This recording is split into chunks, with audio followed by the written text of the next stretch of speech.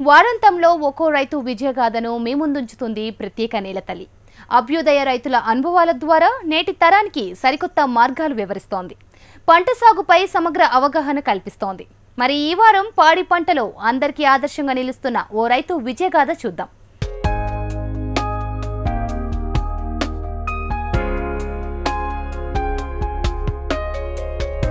వ్యవసాయం అంటే పాడి పంట, ఈ రెండు ఉంటేనే సిరులు లోగిళ్లుగా మారతాయి. పాడి పరిశ్రమను దూరం చేసుకున్న మన రైతులు రసాయన ఎరువుల వాడకానికి అలవాటు పడ్డారు. ఫలితంగా సమస్యలు పెరిగాయి. దీర్ఘకాలంలో దిగుబడులు తగ్గాయి. తాతల కాలం నాటి పద్ధతులు ఆచరిస్తున్న కొంతమంది అభ్యుదయ రైతులు ప్రగతి పదంలో దూసుకెళ్తున్నారు. ఓ రైతు విజయగాథ ఇప్పుడు చూద్దాం.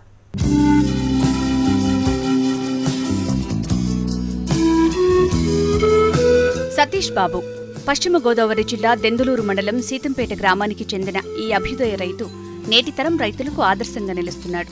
వ్యవసాయం ఉంటే పశువులు ఉండాలని బలంగా నమ్మే సతీష్ బాబు రెండింటినీ సమం చేస్తూ ముందుకు సాగుతున్నాడు.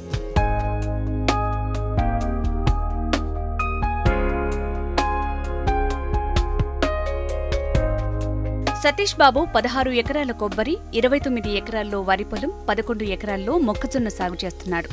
ఎన్ని ఎకరాలు ఉన్నాయన్నది ముఖ్యం కాదు, భారీ విస్తీర్ణంలో పంట సాగు చేస్తున్న రైతులు కూడా గిట్టుబాటు కావటం లేదని ఆందోళన చెందుతున్నారు. సతీష్ బాబుకు మాత్రం ఆ పరిస్థితి లేదు. పశువులు ఉంటే చాలు, అన్నీ అవే అంటారు ఈ రైతు. పాడి పంట నినాదాన్ని బలంగా నమ్మిన ఈ రైతు అభ్యుదయ మార్గంలో ముందుకు వెళ్తున్నాడు. మాకున్నవి 3 రకాల పంటలు: వరి, మొక్కజొన్న, ఈ కొబ్బరి.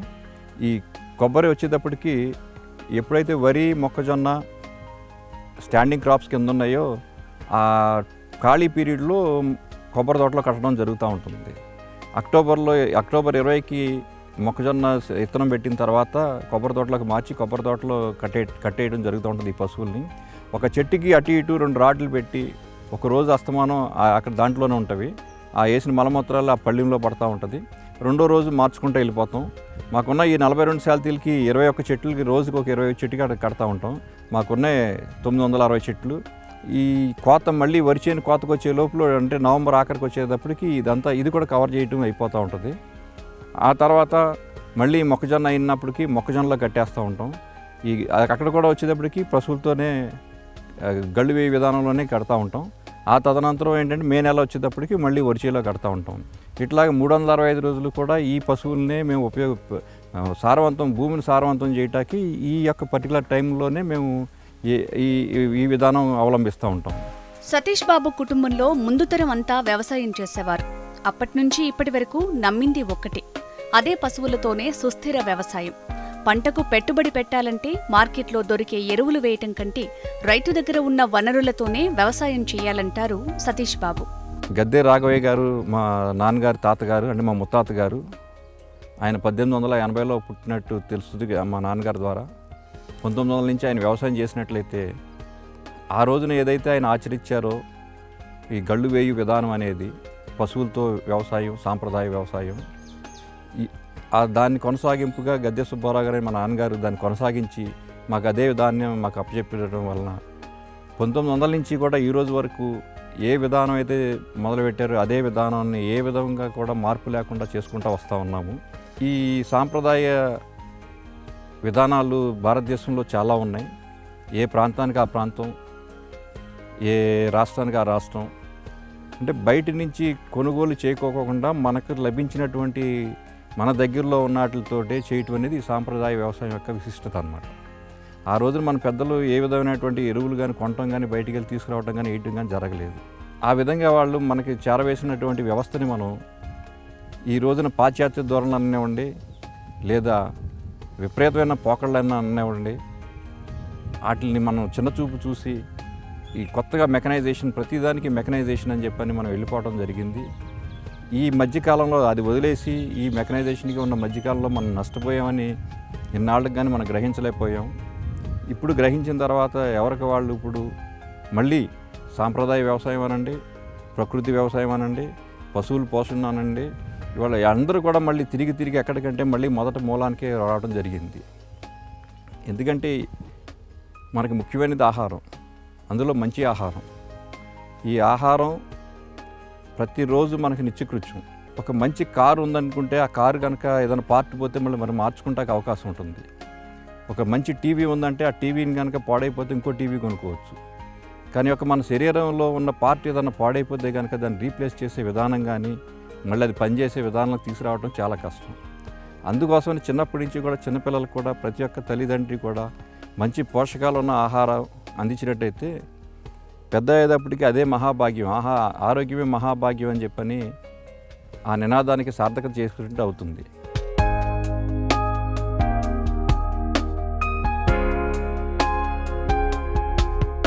పాశ్చాత్య వ్యవసాయ విధానాలు భారత వ్యవసాయానికి నష్టం కలిగిస్తున్నాయా? సంప్రదాయ భారతీయ విధానాలే మన రైతులు చేస్తున్న తప్పులా అంటే అవుననే అంటారు సతీష్ బాబు. స్థానికంగా దొరికే పశువులతో వ్యవసాయం చేయడం ద్వారా ఆర్థికంగా బలపడవచ్చని అంటున్నారు ఈ అభ్యుదయ రైతు.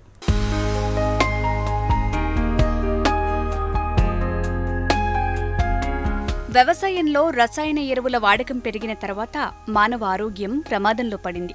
పాశ్చాత్య ధోరణులకు అలవాటు పడ్డ మన రైతులు ఇప్పుడిప్పుడే సంప్రదాయ వ్యవసాయం, ప్రకృతి వ్యవసాయానికి అలవాటు పడుతున్నారు. మనకు మంచి ఆహారం కావాలి. అది కావాలంటే పంట పండించే నేలలు ఆరోగ్యంగా ఉండాలి.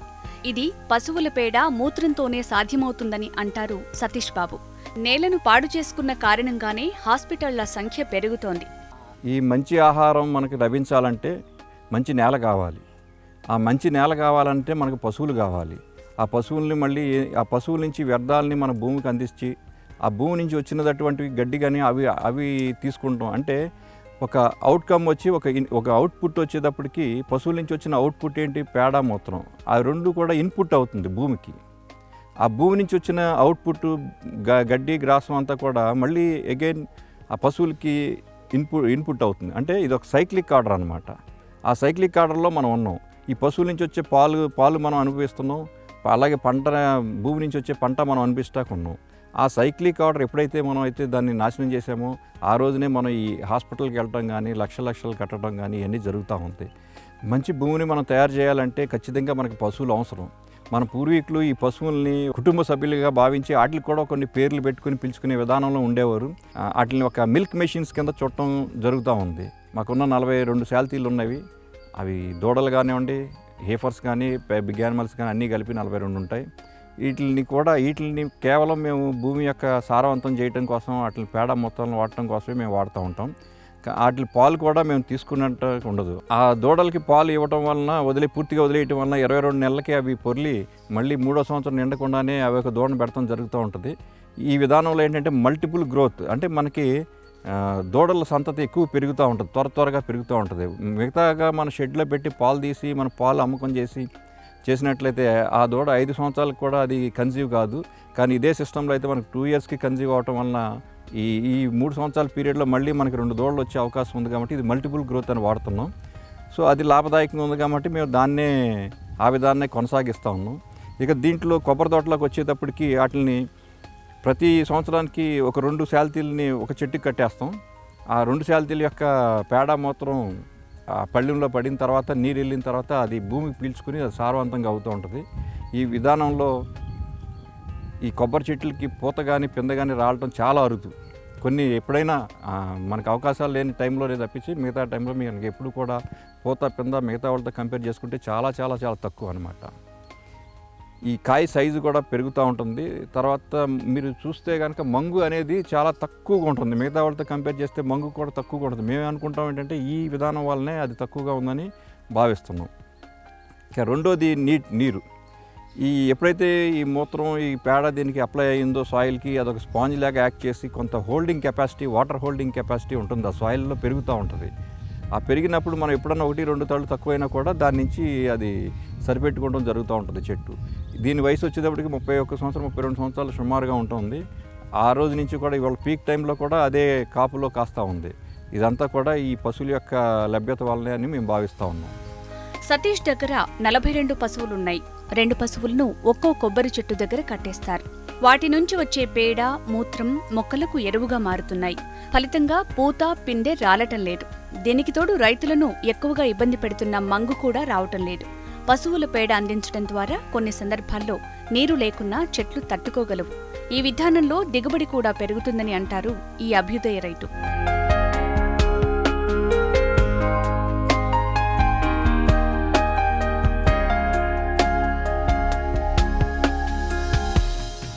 వరి, మొక్కజొన్న, కొబ్బరి అనే పంటలు మావి. మా పశువులు మే నెల వరకు కూడా వరి చేలో కట్టేస్తామండి. ఆ వరి అంతా కూడా సారవంతం చేసుకుంటూ ఉంటాం. ఎప్పుడైతే జూన్ నెలలో వరి పనులు మొదలైనయో వాటిని మళ్ళీ మొక్కజొన్న తోటలోకి తీసుకురావడం జరుగుద్ది. మొక్కజొన్న మనం ఎప్పుడు అక్టోబర్ 20 నుంచి అక్టోబర్ నెల ఆఖరి వరకు కూడా గింజ పెడతాం జరుగుద్ది కాబట్టి ఆ చేలోనే బలం చేసుకుంటూ అక్కడే మేత మేస్తూ అక్టోబర్ 20 వరకు కూడా మొక్కజొన్న నీళ్ళలోనే ఉంటుంది. ఆ తదనంతరం మొక్కజొన్న పెట్టిన తర్వాత కొబ్బరి తోటలోకి తీసుకొచ్చి ఆ కొబ్బరి చెట్టుకి మళ్ళీ రెండు కాడికి కట్టి మొత్తం కొబ్బరి అంతా కూడా సారవంతం అయ్యేదాకా ఉంచి ఆ తదనంతరం మళ్ళీ వరి చేలోకి వస్తాయి అన్నమాట. ఇది ఒక సైక్లిక్ ఆర్డర్లో వస్తూ ఉంటుంది. ఎక్కడ చేసినా కూడా ఈ 365 రోజులు కూడా అవి ఏ మలమూత్రాలు వేసినా కూడా భూమికి డైరెక్ట్గా అప్లై అవ్వాలి తప్పించి దానికి మ్యాన్ పవర్ మనం తీసి ఒక షెడ్లో లాగా తీసి దాన్ని ఒక చోట పిట్లో వేసి మళ్ళీ దాని తర్వాత ట్రాన్స్పోర్ట్ చేసి తీసుకొచ్చి వేయటం జరగదు. ఎక్కడికైనా డైరెక్ట్ అప్లికేషన్ అనమాట, direct application to the soil. 1 gram పేడ కానీ ఒక గ్రాము యూరిన్ కూడా ఎక్కడో కూడా వేస్ట్ అవ్వదు. అది ఎప్పుడు వేసినా కూడా అవన్నీ కూడా మా చేలోనే ఏదో ఒక చేలో వేయాలి.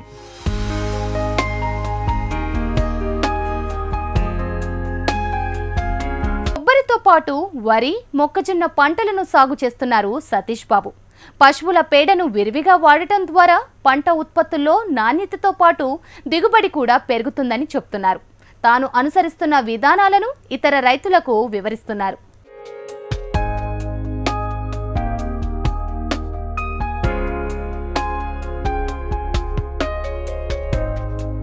పశువుల పేడ వాడటం ద్వారా కొబ్బరికాయలకు మంగు రావటం లేదు. దీనికి తోడు ఇతర తోటల కంటే సతీష్ బాబు పొలంలో కొబ్బరికాయలు పెద్ద సైజులో వస్తున్నాయి. 16 ఎకరాల్లో కొబ్బరి సాగు చేస్తున్న సతీష్ బాబుకు ఎకరానికి 90,000 రూపాయల ఆదాయం వస్తుండగా 45,000 రూపాయల పెట్టుబడి మినహాయిస్తే 45,000 రూపాయల మిగులుబాటు ఉంటుంది. ఇప్పుడు ఇది కొబ్బరి ఈల్డింగ్ వచ్చేటప్పటికి యూనివర్సిటీ వాళ్ళు సజెస్ట్ చేసింది ఏంటంటే 180 కాయల దాకా వస్తాయి అంటున్నారు, కానీ అంతకన్నా ఎక్కువ వచ్చేటట్టే కనిపిస్తూ ఉన్నాయి మనం ఊహాజనితంగా చూసుకుంటే. తర్వాత ఏంటంటే కాయ యొక్క సైజు చూసుకుంటే చాలా ఎక్కువగా కనపడుతుంది. మిగతా వాళ్ళతో కంపేర్ చేసుకుంటే సైజు ఎక్కువగా ఉంటుంది. తర్వాత మేము ఏంటంటే మాకు సొంతంగానే చేసుకుంటాం. కాయను మాత్రం బొండాలకు మాత్రం కాయలు అమ్ముతాం కాబట్టి ఆ వచ్చిన వాళ్ళకి మాకు 6 నుంచి 8 రూపాయలు ఆ ఎండాకాలాన్ని బట్టి కానీ శీతాకాలాన్ని బట్టి కానీ ఆ రేట్ వస్తూ ఉంటుంది కాబట్టి అది మాకు కంటిన్యూస్ ఇన్కమ్ కింద రెగ్యులర్గా వస్తాం. 40 రోజులకు ఒకసారి బొండాలు తీయటం వలన ఆ యొక్క కంటిన్యూటీ మాకు వస్తానే ఉంది. దాన్ని మేము మిగతా వాటికి కూడా వినియోగిస్తూ ఉంటాము. ఇక్కడ అందరూ కూడా చాలామంది సజెస్ట్ చేస్తూ ఉంటారు నాకు, మీరు ఏకవార్షిక పంట వేసారు కాబట్టి మధ్యలో కూడా ఈ అంతర పంటల కింద కోకో కూడా పెట్టాల్సిందని చెప్పి సజెస్ట్ చేస్తూ ఉంటారు. కానీ నేను చెప్పేది మాకు ఉన్న అనుభవం మీద ఏంటంటే అంతర పంట వేసినట్లయితే ఈ పశువులను మేము పెంచడానికి అవకాశం ఉండదు. ఆ రెండోది ఎప్పుడైతే రెండో అంతర పంట కింద వేసామో దానికి మళ్ళీ కాయలు కోయటానికి కానీ ఎండబెట్టడానికి కానీ మార్కెట్ తీసుకెళ్ళడానికి కానీ దానితో కూడా మళ్ళీ మనుషులతో అవసరం అయ్యే పని ఉంది. ఈ రోజున మాకు ఇక్కడ ఏమాత్రం మనుషులతో పని లేదు. ఒక మనిషి ఉంటే మొత్తం నీళ్ళు పెట్టడానికి కానీ వాటికి కానీ సరిపోతూ ఉంటుంది.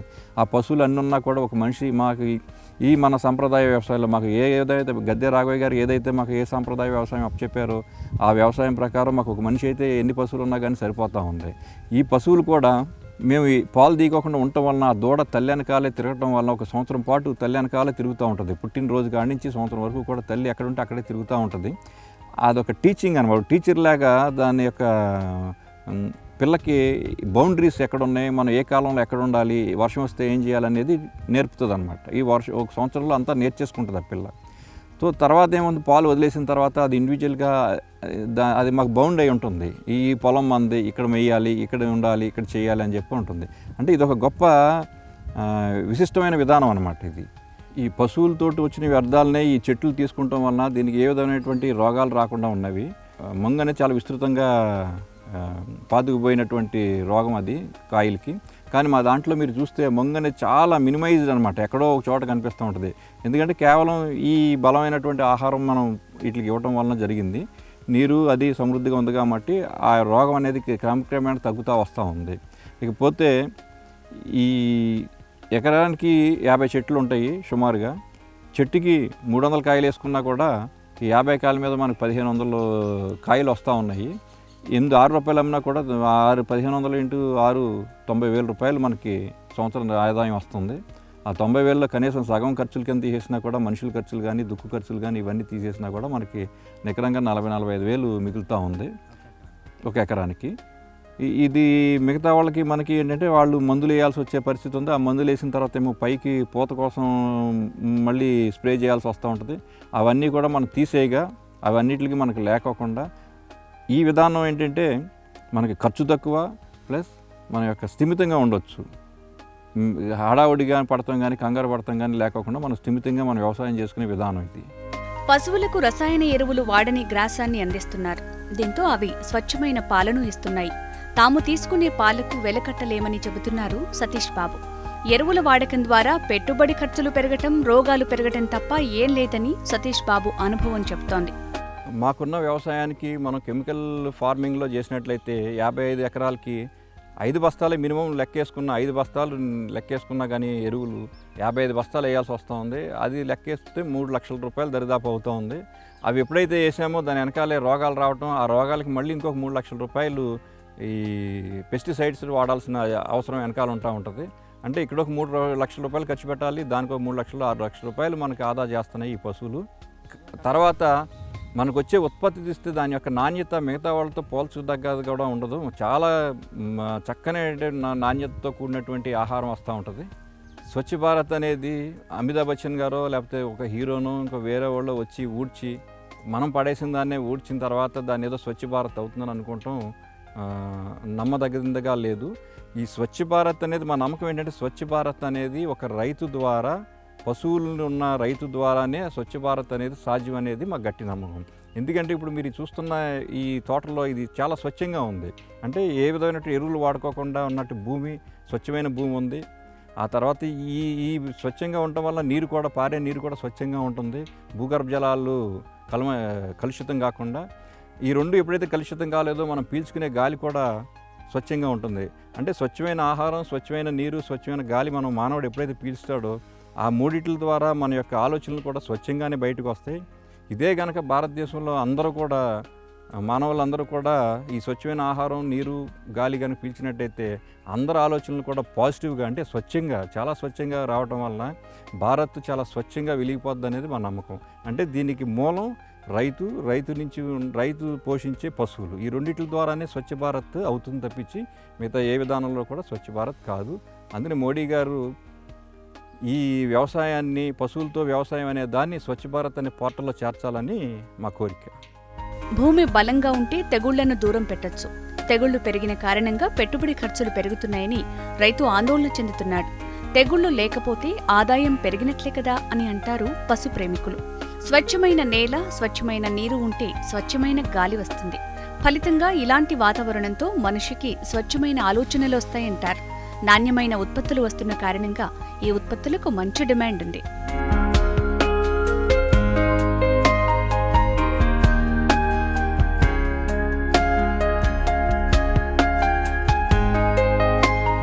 కొబ్బరిలో యాజమాన్య పద్ధతుల గురించి మాట్లాడుకోవాల్సి వస్తే, మనం ఈ పద్ధతి అవలంబించడం వలన నీరు తక్కువగా ఉన్నా సరే అది చెట్టు సరిపెట్టుకుంటూ ఉంటుంది. ఈ మనం గట్టి ఆహారం దీనికి చెట్టుకి ఇవ్వటం వలన తెగుళ్ళు కూడా చాలా సమర్థవంతంగా తగ్గిపోతూ ఉంటుంది. రాను చాలా తగ్గిపోతూ ఉంటుంది. ఎప్పుడైతే మనకి తెగుళ్ళు లేవో దాని గురించి అసలు మనం మాట్లాడుకుంటాం కూడా అనవసరం. ఎప్పుడైతే భూమి బలంగా ఉందో తెగుళ్ళు అనేది చాలా తక్కువ స్థాయిలో తగ్గిపోతూ ఉంటుంది. దాని గురించి అసలు ఆలోచించాల్సిన అవసరం లేదు. తెగుళ్ళు లేనప్పుడు ఇంకా మన ఖర్చు కూడా లేనట్లే. అది కూడా ఖర్చు కూడా మనకు ఆదాయం కింద లెక్కేసుకోవాలి. ఇక్కడ ఎంత ఆదాయం కింద ఉన్నది. రెండోది, మనం ఏ వ్యవసాయం కింద తీసుకున్నా కూడా అక్కడ మేము ఈ టెన్స్ టు క్యాటిల్ అనమాట. అంటే ప్రతి దానికి కూడా మనం ఏది అంటే మ్యాన్ పవర్ తగ్గించుకోవాలన్నా తక్కువగా మ్యాన్ పవర్, ఇప్పుడు ప్రాబ్లమ్స్ గురించి మాట్లాడుకుందాం. మ్యాన్ పవర్ ప్రాబ్లం అంటారు. మ్యాన్ పవర్ ప్రాబ్లం అంటే మా సిస్టంలో చాలా మ్యాన్ పవర్ చాలా తక్కువ. రెండోది తెగుళ్ళు అంటే అసలు మాకు తెగుళ్ళే లేవు. బలం చేయాల్సిన పరిస్థితి ఏంటంటే అవన్నీ కూడా పశువులే చూసుకుంటున్నవి. ఇంకా రెండోది వాటర్ ప్రాబ్లం అంటే ఎప్పుడైతే ఈ పశువులు మలమూత్రాలు అయితే భూమిలో కలిసి ఉన్నాయో వాటర్ చాలా తక్కువ స్థాయిలో సరిపోతూ ఉంటుంది. మినిమైజ్ స్థాయిలో అంటే వర్షాధారంతోనే పండే అవకాశాలు ఎక్కువగా ఉన్నాయి. ఇంకా నాలుగోది మార్కెటింగ్ అనేటప్పటికీ ఇది నాణ్యత. ఎప్పుడైతే ఈ విధానం మనం ఆలోచించో దాని నుంచి వచ్చే ప్రోడక్ట్ అంతా కూడా నాణ్యత ఉంటుందని ఇదివరకు కూడా చెప్పుకున్నాం. ఆ నాణ్యత వలన మిగతా దానికన్నా కూడా మనకి ఎక్కువ డబ్బులు వస్తాయి, లేదా క్యాష్తో అమ్ముకునే అవకాశాలు ఎక్కువగా ఉన్నాయి. అంటే ఏ విషయం తీసుకున్నా కూడా చివరాఖరికి మనం వెళ్ళేది పశువుల దగ్గరికి. అంటే పశువులతోనే మన బ్రతుకు, పశువులతో ఉంటేనే మన మనుగడ. ఇప్పుడు వరి నాట్లు వేసిన తర్వాత మనం ఈ పశువులన్నీ కూడా మొక్కజొన్న తోటలోకి తీసుకొచ్చి అక్కడే బలం చేస్తూ ఉంటాము. మొక్కజొన్న అనేది సాధారణంగా అక్టోబర్ 20 నుంచి అక్టోబర్ నెల ఆఖరి వరకు గింజ పెడతాం జరుగుతూ ఉంటుంది బోధులు తోలి. అప్పుడు ఎప్పుడైతే మనం దుక్కు దున్నిన తర్వాత అక్కడ కూడా వేప పిండి అప్లై చేసి ఆముదం పిండి వేసిన తర్వాత బోధులు తోలి మొక్కజొన్న పెడతాం జరుగుతూ ఉంటుంది. మిగతా వాళ్ళకి మనకి అక్కడ కూడా మొక్కజొన్నలో కూడా ఖర్చు ఏంటంటే ఆ మిగతా ఈ గింజ పెట్టడం, బోధులు తోలటం, ఈ దుక్కు చేయటం అంతా అందరితో పాటే మనకి ఖర్చు అవుతూ ఉంటుంది. ఎక్కడ చూసినా మనకి మందులు, ఆ మందుల ద్వారా వ్యాపించే వ్యాధుల్ని అరికట్టేటువంటి పని లేకపోవటం వల్లే మనకి మిగులుతున్నాము.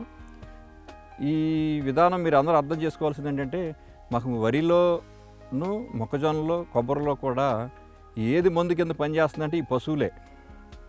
అంటే ఏ విధమైన పంట వేసినా కూడా మనకు పశువులు కావాల్సినట్టు అవంటివి మీకు నేను నొక్కి చెప్తున్నాను. మేము ప్రత్యేకంగా ప్రాక్టికల్గా మేము అన్నీ చేస్తున్నాం కాబట్టి మీకు నేను చెప్పగలిగే స్టేజ్లో ఉన్నాను. సో రైతు అనేవాడు వ్యవసాయం చేస్తున్నాడు అంటే ఆ పశువుల వల్లనే అని మా నమ్మకం. ఈ రెండోది, ఈ మధ్యకాలంలో జీరో బడ్జెట్ న్యాచురల్ ఫార్మింగ్ అని గట్టిగా వింటూ ఉన్నాము. మా దానికి అన్వయించుకోవాల్సి వస్తే మాకున్న 40-42 శాల్తీల నుంచి ప్రతి ఏటా మేము 8 వీటిని అమ్ముతున్నాము. ఆ 8 వీటిని అమ్మిన ద్వారా ఇందాక మీకు చెప్పినట్టుగానే అవి మాకున్న పాలేరులకి సరిపోతున్న నలుగురికి కూడా అవి సరిపెడతా ఉన్నవి. ఇదే కనుక ఇప్పుడు 16 ఉన్నాయి ఏంటానికి, ఈ 16 దూడలను కూడా అమ్మకుండా మేము ఉంచుకుంటే 60 శాల్తీలు అవుతాయి. ఈ 60 వీటిల నుంచి ప్రతి సంవత్సరం మనం 12 నుంచి 15 దాకా అమ్ముకునే అవకాశం ఉంది. ఆ 12 నుంచి 15 అమ్మిన ద్వారా వచ్చిన డబ్బులతోటి ఈ పాలేరులకి పోగా, మనుషులకి పోగా, మన యొక్క నాట్లకు కానీ, తర్వాత కోతలకు కానీ, దీంట్లో కొబ్బరిలో కావాల్సినటువంటి విధానాలకు కానీ, మొక్కజొన్నలో కావాల్సిన విధానాలకు కానీ ఖర్చులు పోతాయి. అంటే పూర్తిగా కూడా 60 శాల్తీలు మాకు ఉన్నట్లయితే పైసా కూడా మనం జేబులోంచి తీసి పెట్టాల్సిన అవసరం లేకుండా ఉంటుంది. ఆ పశువులే మనకి వ్యవసాయం చేసినట్టుగా ఉంటుంది తప్పించి మనం ఏం వ్యవసాయం చేసినట్టు ఉండదు. మనం చేయాల్సింది ఏంటంటే వాటికి ఏ టైంకి ఆ టైం కంఫర్ట్గా ఉండేటట్టు, మేత ఉండేటట్టు, నీరు ఉండేటట్టు చూసుకోవటమే